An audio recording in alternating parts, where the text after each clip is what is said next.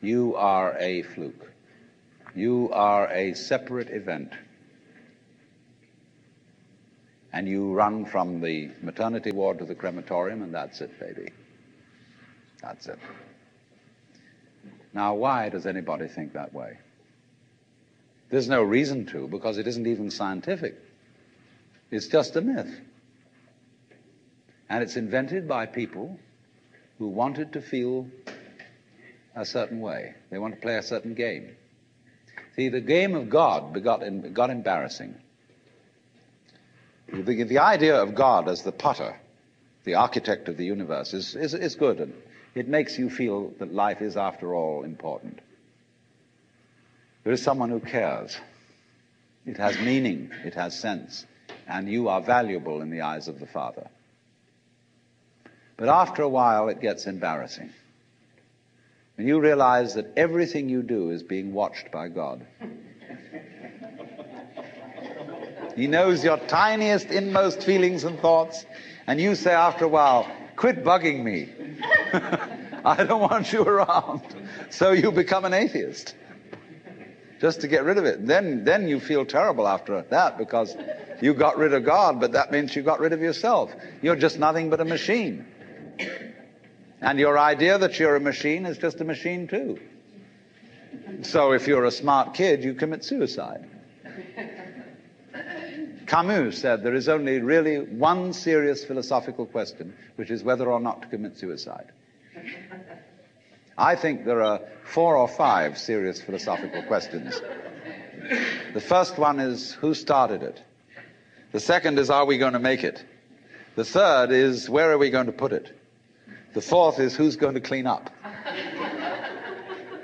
And the fifth, is it serious? But still, should you or not commit suicide? This is a good question. Why go on? And you only go on if the game is worth the candle. Now, the universe has been going on for an incredible long time. And so, really, a satisfactory theory of the universe has to be one that's worth betting on.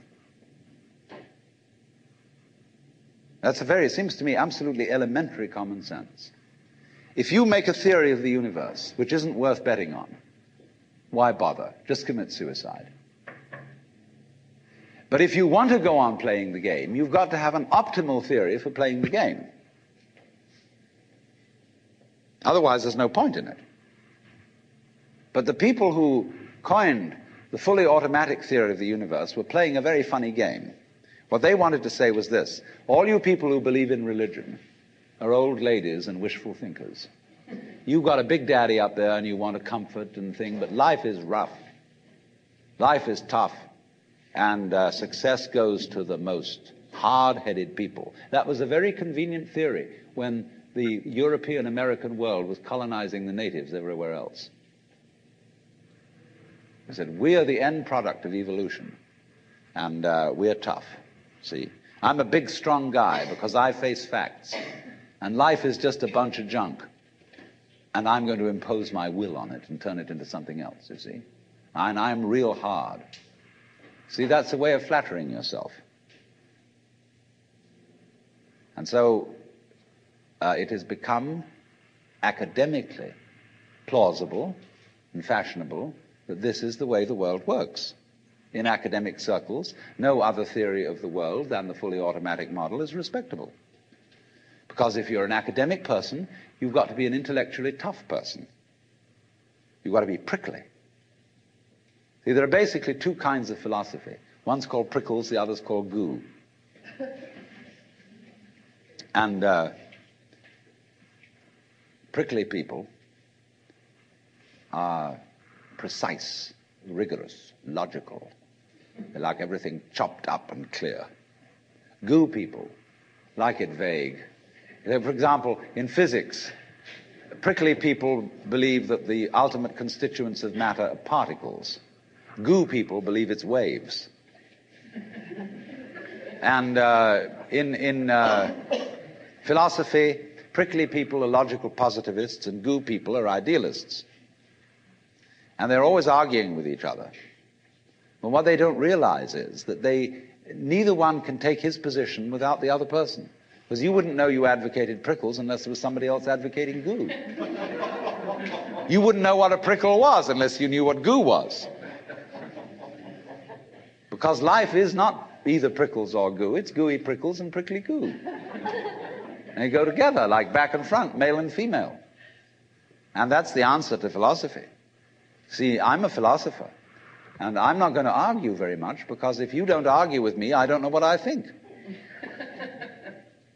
So if we argue, I say thank you, because owing to the courtesy of your taking a different point of view, I understand what I mean, so I can't get rid of you.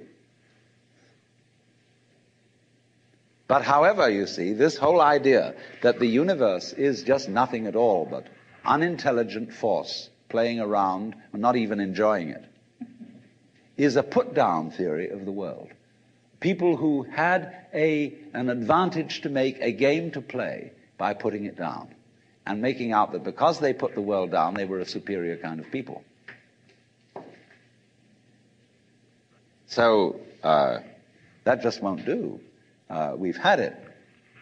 Because if you seriously go along with this idea of the world, you're what is technically called alienated.